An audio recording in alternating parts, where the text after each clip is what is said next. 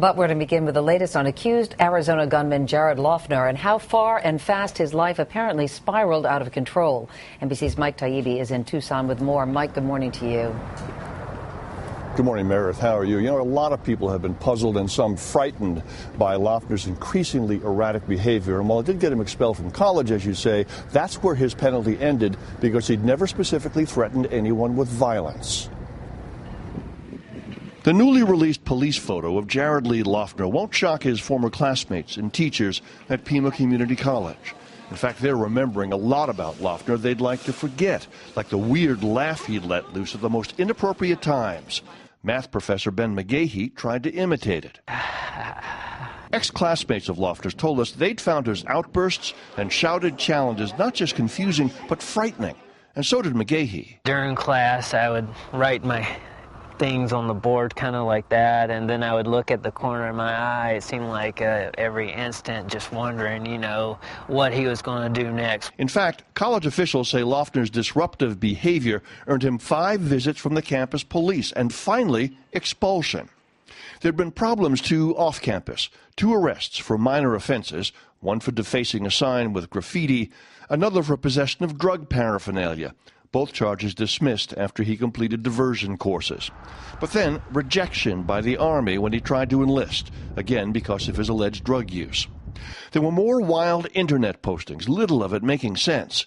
And in his backyard this week, investigators reportedly found what looks like a crude altar, a replica human skull, and candles, and other ingredients reportedly used in ceremonies of the occult.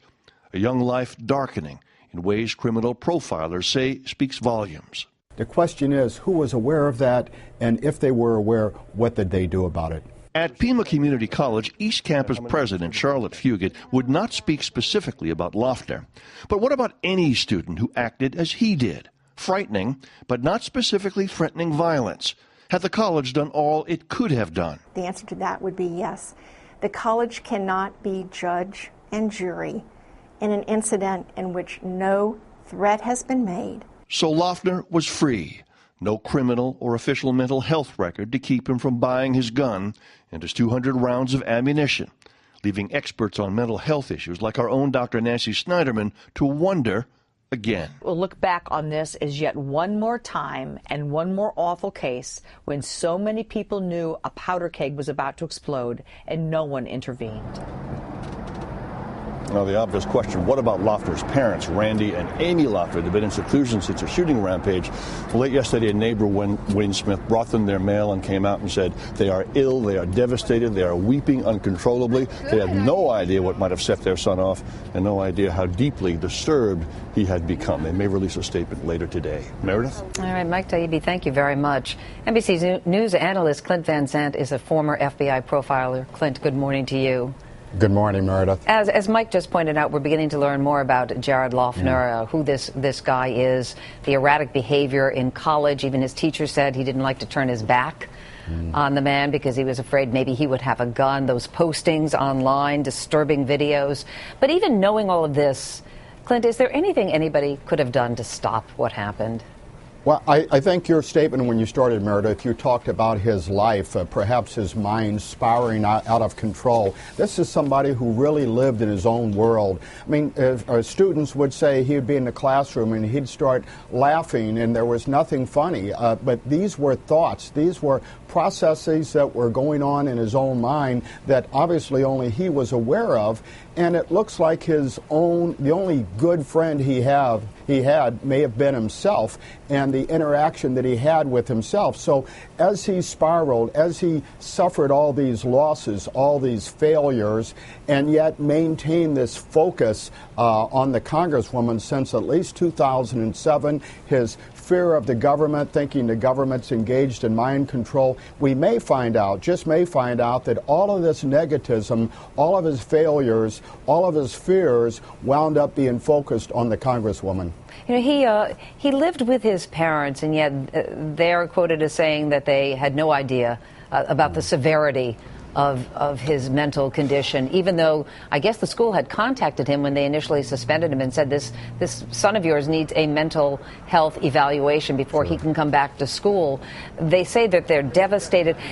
I guess to an outsider, they're looking at this, say, how could they not know? How could they not see the signs? Well, I think this is a question we all ask, Meredith. In any of these, violence in the workplace, mass murders, we have mass murders 2 or 3 times a year in the United States. We go through this. Who did it? Why did they do it? How can we stop it? But in this particular case, when there is family, when there are associates, we know the guy just didn't snap. We know that this was gradually built up. And who knows our own children better than ourselves as parents? The issue is, when the university police came, they delivered a letter. They said, your son is basically kicked out of junior college. He cannot return without a mental health exam, and yet there's no evidence that exam took place. I mean, did the parents encourage him to get it? Realize he's 22 years old. He makes his own decisions, but he was also living in their home. I think that's a challenge that many parents face today, is how do we influence our children when they're making their own decisions? Yeah, in that home, the FBI found an envelope, among other things, an envelope in a safe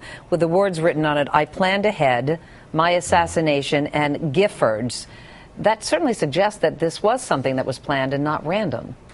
Well, what's more important to me, Meredith, even they were found in a safe. Now, what would you and I keep in a safe? We keep what's most important. We may keep irreplaceable family pictures or jewelry or cash. In his case, he kept a 2007 letter from the Congresswoman, and he kept these notes about what he was planning. As well, the FBI suggested there was another note, perhaps with some negative information concerning the Congresswoman. So again, we have this focus that was taking place, but he kept everything, it appears, related to her locked in this safe. So that was what was most important.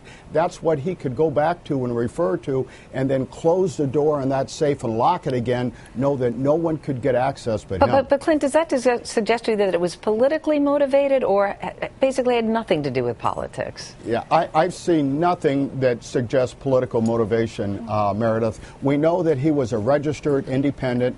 We know that he failed to vote in the last election, and I've seen nothing in his writings, although, you know, I've heard people describe him as liberal, as conservative.